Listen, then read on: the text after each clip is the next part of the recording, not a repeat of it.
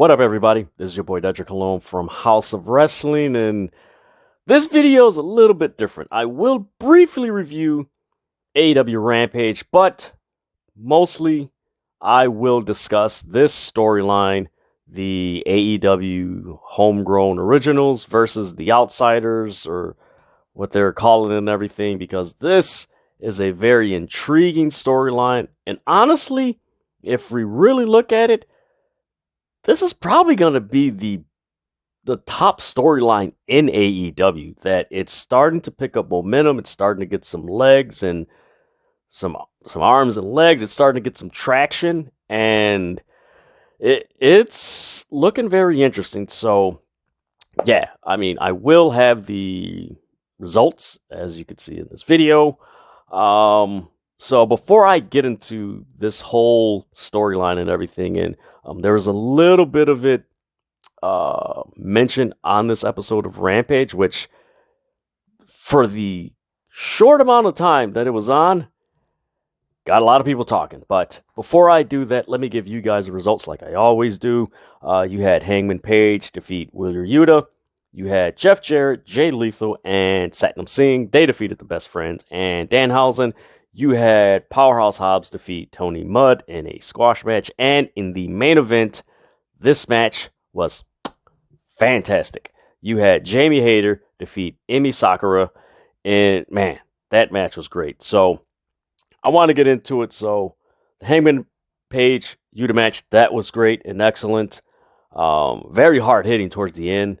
One thing that stood out after this was you had a promo by Action Andretti and Ricky Starks. Basically Ricky Starks is challenging to Jericho again, which I hope this damn feud doesn't last until Double or Nothing, which, please, Lord, let it end at St. Patrick's Day Slam or something. Please let that end. You had Eddie Kingston somewhat give in to the House of Black and say that this is the true Eddie Kingston. I understand. I want to go home. Really interesting. But fast forwarding, you had a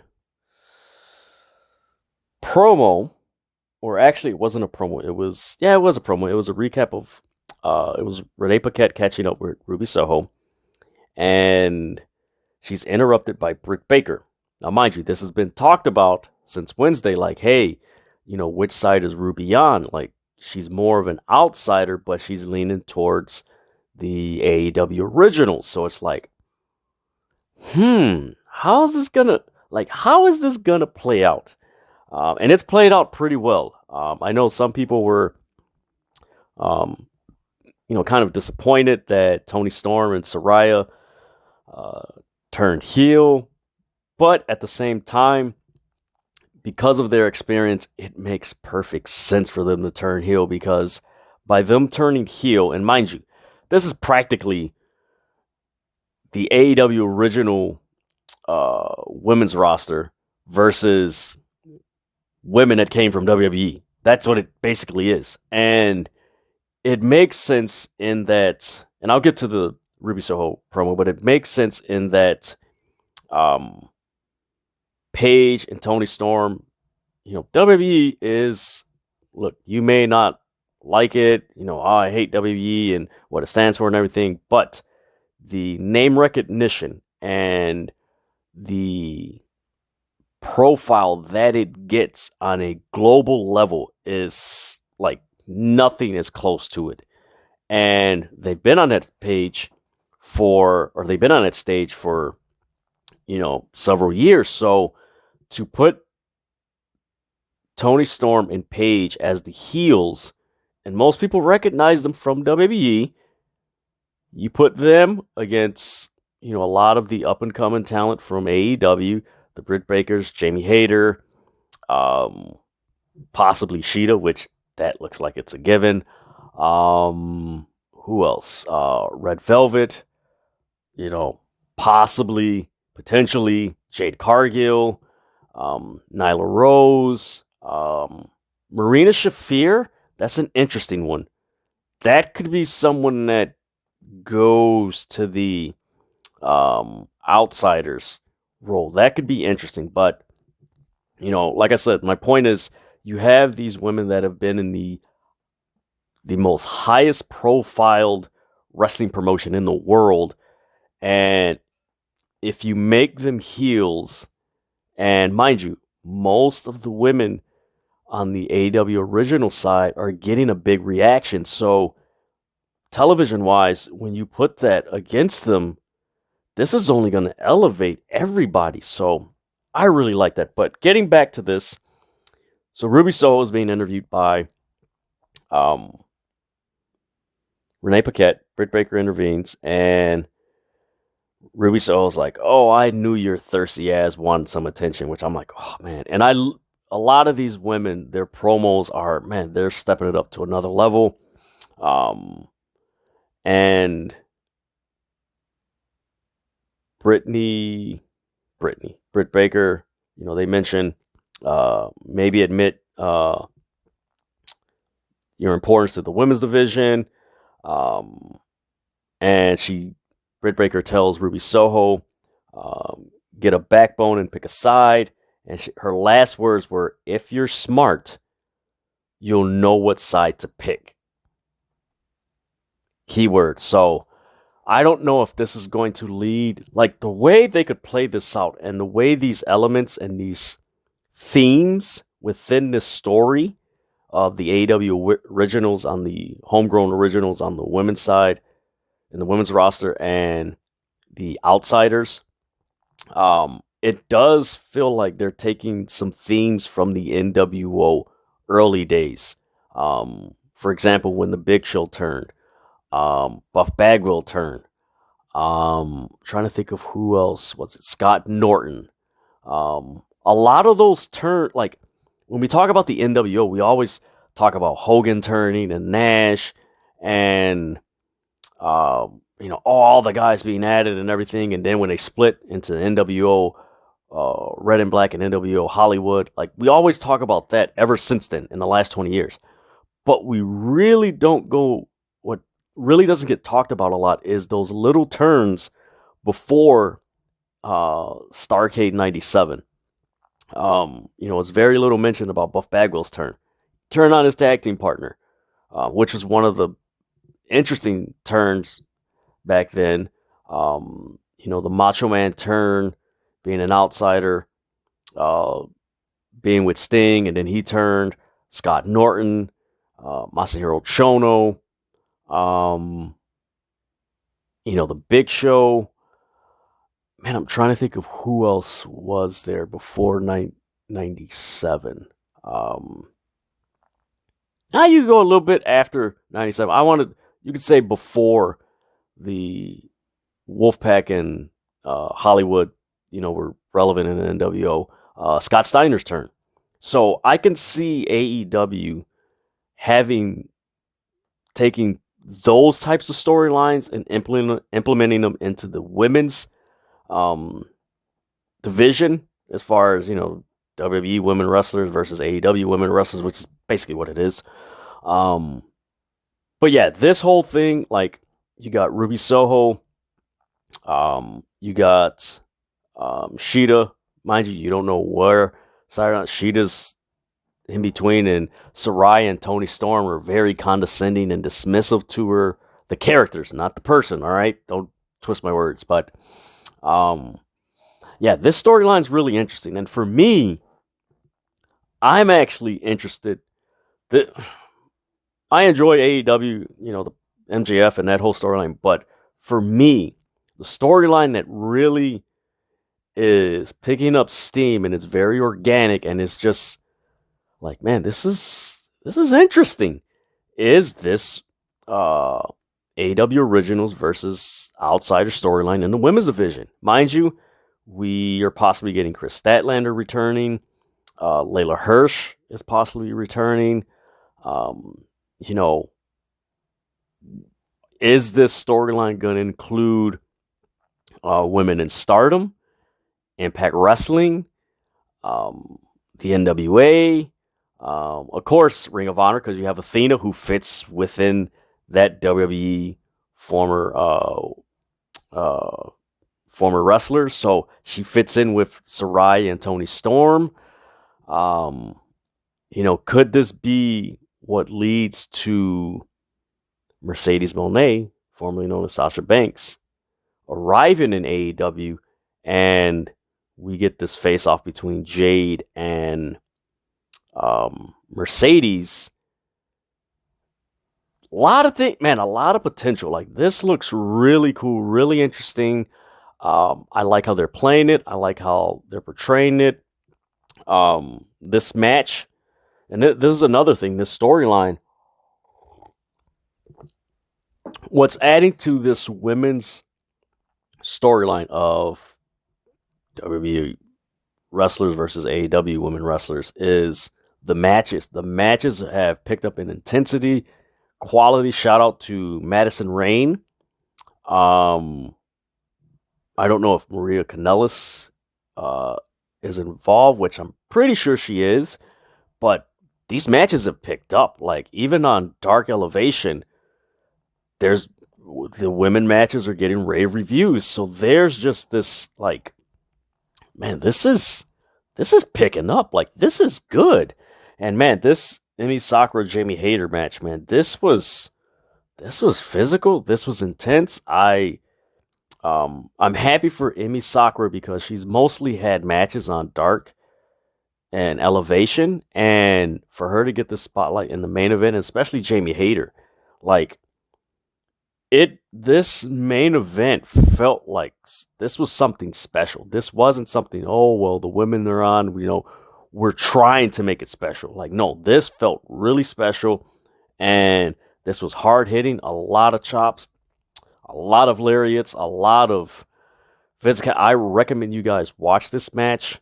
I'm really interested to see where this goes with this women's division, but man, like, I tweeted this, do not sleep on the AEW women's division in 2023, because where the storyline started, where it's at, and where it's going, it's only going to get better. And also, there's a lot of talk amongst wrestling fans and just journalists, like, hey, is this leading towards an all-women's blood and guts match?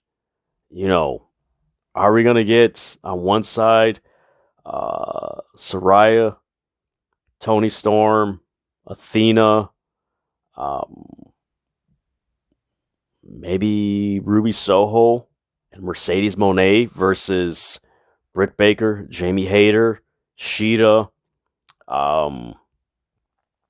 Chris Statlander, and Jade Cargill? Like, are we getting that? And if we are getting that, oh my God, that is going to be a fantastic match. And man, I don't doubt these women will put on a fantastic show. Again, do not sleep on this AEW women's roster in 2023, because they're putting on some great matches, and it's only going to get better.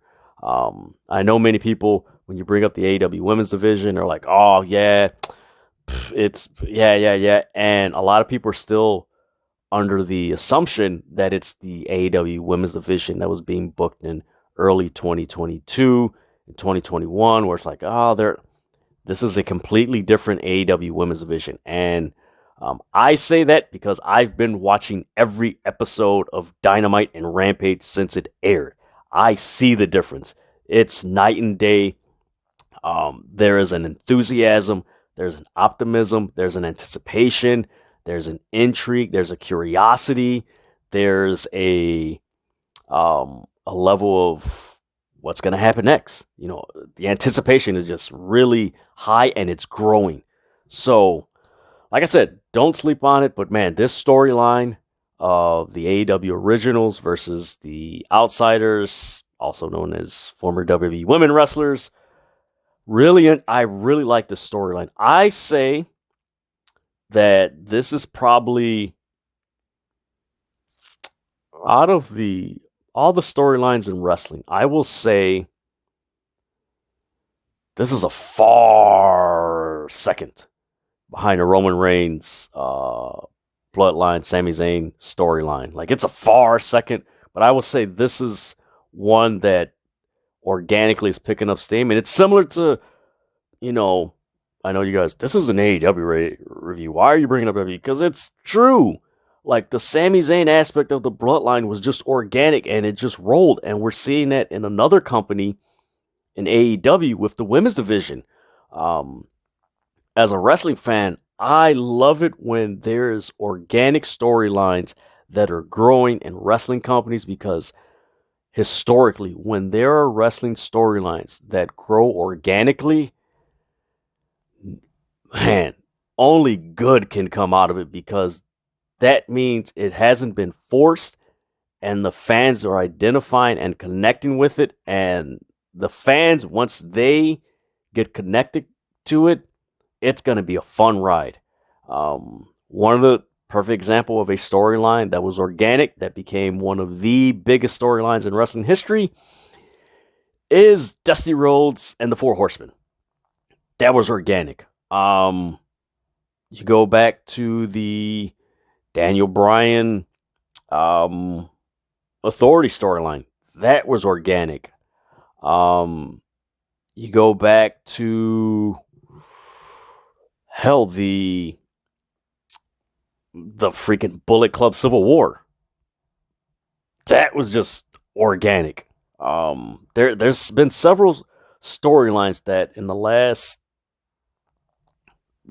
several years that have been organic, that has just been like, man, this is some good stuff. Like, ooh, this is good. Like, man, this is good. So, yeah, man, don't sleep on the AEW Women's Division. This is going to be fun. This is going to be entertaining. It's going to be exciting. And granted, if there's smoke, there's fire. If there's already talk as far as an all-women's blood and guts match in AEW, more than likely, it's being discussed, and we might get an all-women's blood and guts match.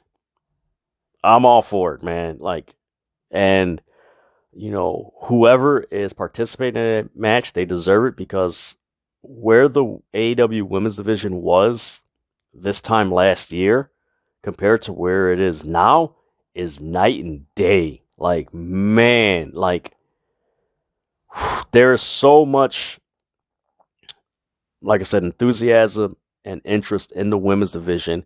And it's not just certain women wrestlers, it's the whole division. Granted, Britt Baker, Jade, Jamie Hayter, Saraya, they stick out more. But overall, like, you look at Red Velvet, what she's doing when she's come back, like, she's got more feistier. You look at, Sky Blue, she's doing some things. You got, oh my God, who else? Willow Nightingale. There you go. You look at and I don't know how I forgot about that. Forgive me, guys. The street fight. Ruby Soho, Anna Jay, Tay Conti, Willow Nightingale. You have that. Man, there's a lot of things that are coming together in the AEW Women's Division that it's something special. And maybe it's my prediction. I think we should not be surprised if this continues. I shouldn't say if, but as this continues to grow, do not be surprised if we see several prominent women wrestlers from other promotions come through AEW and wrestle some of these women, because it's not if, but when, because this is picking up momentum, and do not sleep on it, folks. I'm telling you, and I'll repeat it again, do not sleep on the AEW women's roster, because it's picking up momentum. It's becoming more cohesive and more of a destination as far as their matches, where it's like, man, I want to see this match. And beyond that, they're really adding story layers to this division, and it's intriguing. So all I got to say is stay tuned. Enjoy the ride because it's going to be fun. So that is my review / discussion regarding this AEW Rampage and the storyline between the AEW homegrown originals and the outsiders / WWE ex wrestlers. But man, let me know what you guys think about the women's division and this storyline between the AEW originals and the outsiders. Let me know what you guys think. Comment below. Let me know what you guys think. But yeah, this is my review / discussion about this. Like, share, comment, subscribe, hit the notification so that you're notified when the House of Wrestling drops its latest content. Follow me, Dedrian180, on TikTok, Twitter, and Instagram. With that, man, wrestling's fun, man. Right now, wrestling's fun, and see what's next with AEW and the women's division, just where these stories are going to go. But you just got to watch and stay tuned. So with that, I'm out.